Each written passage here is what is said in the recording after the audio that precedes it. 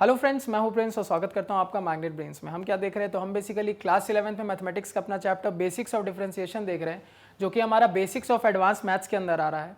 और यहाँ पे हम क्या डिस्कस करेंगे, तो देखो यहाँ पे सिर्फ मैं आपको डिफरेंशिएशन का बेसिक्स बताऊंगा। डिफरेंशिएशन अपने आप में बहुत बड़ा चैप्टर है, जिसमें बहुत सारे कंसेप्ट हैं, बहुत ही ज़्यादा कंसेप्ट हैं, लेकिन हम उतने की बात नहीं करेंगे। हम यहाँ पे डिफरेंशिएशन में सिर्फ उस चीज़ों की बात करेंगे, या उतने कंसेप्ट्स की, या उतने फॉर्मूलेस की, या उतने एप्लीकेशंस की बात करेंगे जिसकी मदद से अगर कोई भी सवाल आ जाए जो कि हल्के फुल्के डिफरेंशिएशन पे बेस्ड हो, या कोई कंसेप्ट आ जाए जो बिल्कुल हल्का फुल्का डिफरेंशिएशन पे बेस्ड हो, तो उसको हम आसानी से बना पाए। मतलब एक तरीके से आप समझ लो, सिर्फ उतना डिफरेंशिएशन पढ़ेंगे ना जिससे हमारे मैथ्स में कोई और चैप्टर में डिफरेंशिएशन या किसी और सवाल में डिफरेंशिएशन का कंसेप्ट यूज हो जाए तो हमें प्रॉब्लम ना हो। और हम ये चैप्टर क्यों सेलेक्ट कर रहे हैं, क्योंकि मैंने आपको बताया था कि लास्ट क्लास में हमारा chapter principle of mathematical induction खत्म हुआ था, तो वहां पे मैंने आपको क्लियर हिंट दिया था कि आगे हम लिमिट स्टार्ट करने वाले हैं। तो लिमिट पढ़ने के लिए आपको लास्ट में क्या होगा, एक बहुत ही इंपॉर्टेंट टॉपिक पढ़ना होता है जिसको लपिटाल्स रूल कहते हैं, या फिर एल हॉस्पिटल्स रूल से आप जानते होंगे। बहुत ही ज्यादा अल्ट्रा इंपॉर्टेंट टॉपिक है लिमिट का, जो कि कॉम्पिटिशन के पॉइंट ऑफ व्यू से कह लो या एग्जाम पॉइंट ऑफ व्यू से कह लो, बहुत ज्यादा इंपॉर्टेंट है। और वहां पे भी आपका डिफरेंशिएशन का कंसेप्ट यूज होगा, तो इसी वजह से इसको यहाँ पे पढ़ लेना बहुत जरूरी है।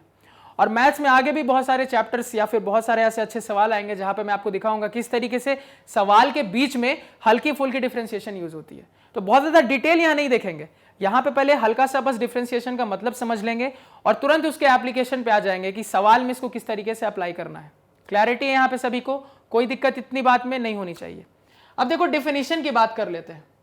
तो यहाँ पे अगर मैं डिफिनीशन की बात करूं तो क्या मतलब होता है डिफरेंशिएशन का, तो मैं आपको 3 डेफिनेशन बताऊंगा। उन 3 डेफिनेशन से थोड़ा आप आइडिया लगाना कि हमारे नॉर्मल लाइफ में डिफरेंशिएशन का क्या यूज है।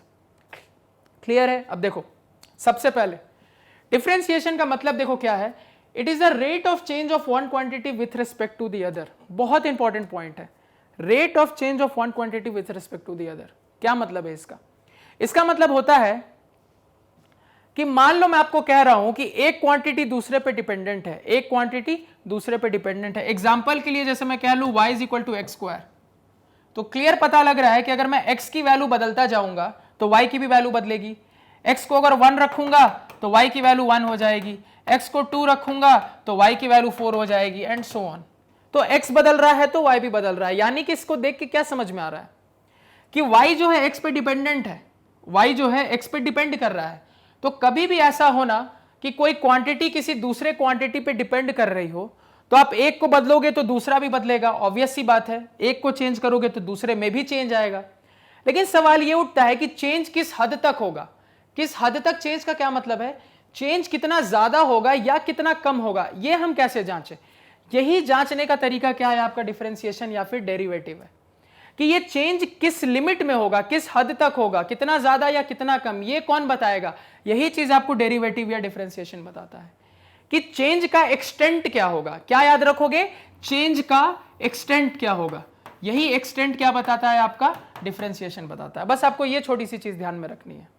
क्लियर है? इस चीज को एक और एग्जांपल से लेते हैं, क्योंकि आप सभी ने फिजिक्स में थोड़ा सा कंसेप्ट डिफरेंशिएशन का देख लिया होगा, तो थोड़ा आपको यहां से आइडिया लगेगा।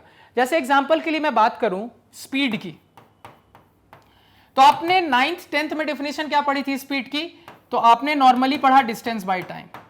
लेकिन जब आप 11th में आए तब आपको एक्चुअली पता चला कि स्पीड डिस्टेंस बाय टाइम कहना बिल्कुल सही तरीका नहीं है। एक्चुअली में स्पीड की डेफिनेशन क्या होती है, rate of change of distance with respect to time. इसका क्या मतलब है, सिंपल सी बात है कि अगर तुम मान लो पॉइंट ए से पॉइंट बी पे ट्रैवल कर रहे हो, ठीक है, पॉइंट ए से पॉइंट बी पे अगर तुम जा रहे हो, ठीक है, आराम से जा रहे हो, तो अलग अलग समय पे तुम अलग अलग दूरी पे होगे। मतलब अगर तुमने यहां से स्टार्ट किया, मान लो 10 सेकंड बाद मैंने तुमसे पूछा तो तुम बोले सर मैं यहां पे हूं। मैंने तुमसे 30 सेकंड के बाद पूछा तो तुम कहो सर मैं यहां पे पहुंच गया। तो ऑब्वियस सी बात है कि तुम अलग अलग टाइम पे अलग अलग दूरी पे हो गए। यानी कि क्या, यानी कि आपकी जो दूरी है वो टाइम पे डिपेंड कर रही है, क्योंकि समय के साथ आपकी दूरी बदल सकती है।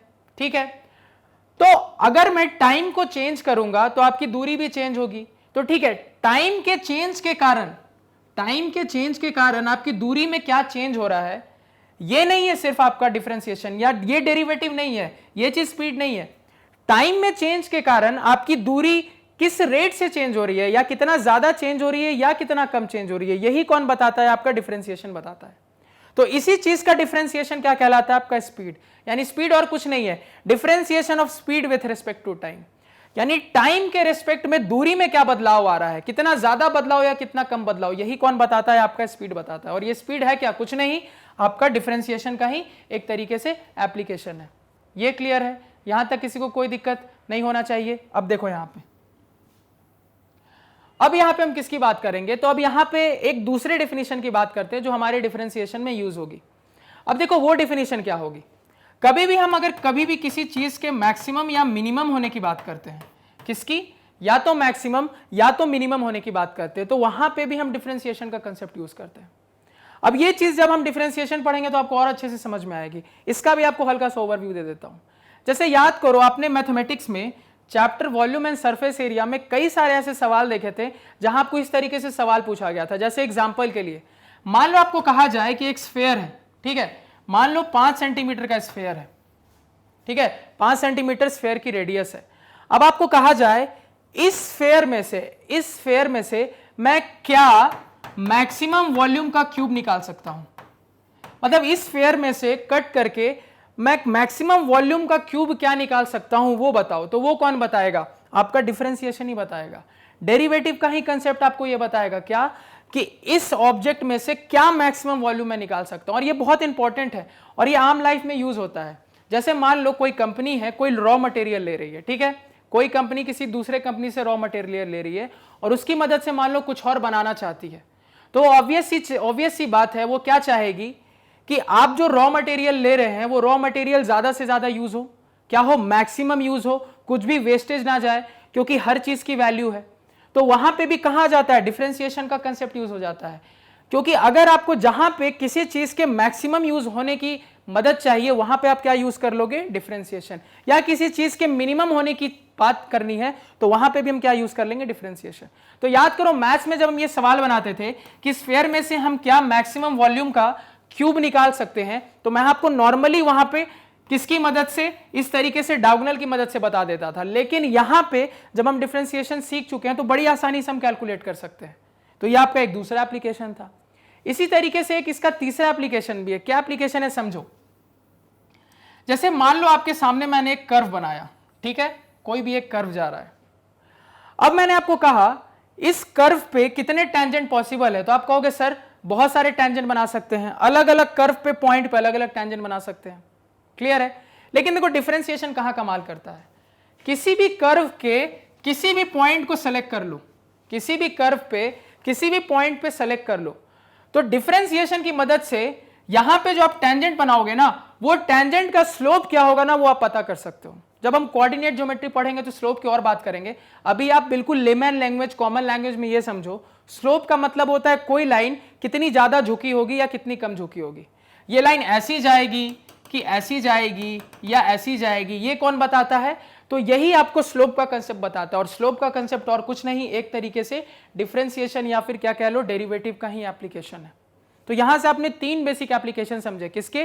डिफरेंशिएशन के। क्या क्या समझा? कभी भी किसी चीज का मैक्सिमम मिनिमम का बात करना हो, कभी मुझे किसी भी चीज के रेट ऑफ चेंज की बात करनी हो, मतलब चेंज कितना ज्यादा या कम हो रहा है, या फिर हमें कभी भी किसी भी कर्व पे किसी टेंजेंट के स्लोप की बात करनी हो, तो हम क्या करेंगे? डिफरेंशिएशन की बात करेंगे। इसका आम लाइफ में बहुत यूज है, आप चाहो तो नॉर्मली सोच सकते हो, एक बार सोचोगे तो आपको समझ में आएगा। देखो हर फर्म का, हर ऑर्गेनाइजेशन का डाटा होता है, कलेक्शन ऑफ डाटा होता है, हर चीज का डाटा होता है। उस डाटा को इंटरप्रीट करने में डिफरेंशिएशन बहुत यूज होता है। क्यों? क्योंकि उस डाटा की मदद से आप कर्व प्लॉट कर सकते हो, और अगर आप कर्व प्लॉट करोगे तो आप टेंजेंट की बात कर सकते हो। ये एक तरीके से आप समझ लो आम लाइफ में एप्लीकेशन। तो एक इंडस्ट्री का एग्जांपल मैंने आपको ले लिया, एक कर्व का एग्जांपल आपके सामने, ऐसे करके बहुत एग्जांपल है, क्लियर है। अब देखो यहां पे, अब इतना जब डिफरेंशिएशन के बारे में पढ़ लिया, तो देखो डिफरेंशिएशन को रिप्रेजेंट करने का अलग अलग कंडीशन में बहुत फॉर्मूला होता है, लेकिन आपको यहां पे बेसिकली बस 2 चीज ध्यान में रखनी है।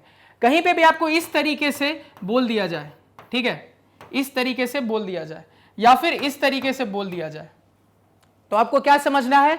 आपको डिफरेंशिएट करने के लिए बोला जा रहा है। क्या मतलब है? डी का मतलब होता है चेंज। क्या होता है? चेंज। और वो भी कैसा चेंज? Small change. तो मान लो आपको कुछ कहा जा रहा है कि कोई फंक्शन है एक्स का, ठीक है, वो x के रिस्पेक्ट में कैसे चेंज कर रहा है, ये कौन बताएगा? डिफरेंशिएशन। तो d by D of F x क्या रिप्रेजेंट करता है? आपका डिफरेंशिएशन रिप्रेजेंट करता है। या फिर आपको मान लो किसी फंक्शन के ऊपर बस ऐसे डैश कर दिया जाए, इस तरीके से ऐसे डैश मार दिया जाए, तो इससे भी तुम क्या समझोगे कि तुमको सवाल कह रहा है कि इस फंक्शन को क्या करो, तुम डिफरेंशिएट करो। क्लियर है? वो मेंशन करके बता देगा कि x के रिस्पेक्ट में डिफरेंशिएट करना है कि y के रिस्पेक्ट में डिफरेंशिएट करना है, जिस चीज के भी रिस्पेक्ट में डिफरेंशिएट करना है वो आपको बोल दिया जाएगा। तो नॉर्मली अभी हम जो भी चीज देख रहे हैं यहाँ पे, जो भी चीज आगे फॉर्मूलेज देखेंगे वो x के रिस्पेक्ट में होगी। इसका ये मतलब नहीं है कि सिर्फ x के रिस्पेक्ट में कोई चीज डिफरेंशिएट की जाती है। इस चीज को भी थोड़ा सा यहाँ पे देख लो। मैंने अभी आपको शुरुआत में एक एग्जाम्पल लिया था, तो मैंने आपको बताया था, मान लो मैं लिख रहा हूं F X is equal to X square, ठीक है? तो क्या है, ये जो फंक्शन ऑफ x है वो x पे डिपेंड कर रहा है। फंक्शन ऑफ x कहने का क्या मतलब है? ये कोई ऐसा फंक्शन y है मान लो, वो x पे डिपेंड कर रहा है, x को बदलोगे तो y भी बदलेगा। तो हम इसको जब डिफरेंशिएट करेंगे, इसका चेंज निकालेंगे, तो किसके रिस्पेक्ट में निकालेंगे? तो x के रिस्पेक्ट में चेंज निकालेंगे कि अगर मैं x में थोड़ा सा बदलाव करूं तो y में कितना बदलाव होगा, कितना ज्यादा या कितना कम बदलाव होगा। यही क्या बताता है? आपका डिफरेंशिएशन। इसी वजह से इस तरीके से हम d बाई डी एक्स बोल देते हैं। क्लियर है? तो ये आपको रिप्रेजेंटेशन का दो तरीका समझना है। कहीं पे भी d बाई डी एक्स लिखा हो तो उसका भी मतलब है कि आपको डिफरेंशिएट करने के लिए कहा जा रहा है, और कहीं पे भी आपको क्या लिखा हो, डैश लगा दिया गया हो, तो उसका भी मतलब है डिफरेंशिएट करने कहा जा रहा है। क्लियर? इतना समझ में आया? तो इस लेक्चर में अभी फिलहाल इतना ही रहने देते हैं। बस हमने क्या किया, थोड़ा सा बेसिक्स की, थोड़ी सी डेफिनेशन की बात की। नेक्स्ट लेक्चर में क्या क्या डिफरेंशिएशन के फॉर्मूले हमें पढ़ने हैं जो बहुत इंपॉर्टेंट है, आपको याद होने चाहिए, उसकी बात करेंगे। क्लैरिटी है? तो देखो, फॉर्मूले बहुत ज्यादा हम डिराइव नहीं करेंगे अगले लेक्चर में, सिर्फ उतने जानेंगे जिसको डायरेक्टली यूज कर सके। उनका डेरिवेशन जब मैं आपको डिफरेंशिएशन अच्छे से पढ़ाऊंगा वहां पे दिखाऊंगा। क्लैरिटी है? तो आई होप आपको चीजें समझ में आ रही है, क्लियर हो रही है। अगर लग रहा है कहीं कुछ क्लियर नहीं हुआ या कुछ समझ में नहीं हो रहा है तो आप कमेंट सेक्शन में उस चीज को जरूर बताएं। तो आज के पढ़ाए हुए नोट्स आप हमारी ऑफिशियल वेबसाइट magnetbrains.com से डाउनलोड कर सकते हैं, जिसका लिंक वीडियो के डिस्क्रिप्शन में है। magnetbrains.com पे आपको क्लास 4 से लेकर 12 तक सारे सब्जेक्ट्स और कोर्सेज मिल जाते हैं, और वो भी free of cost. So please do visit a site. Thank you.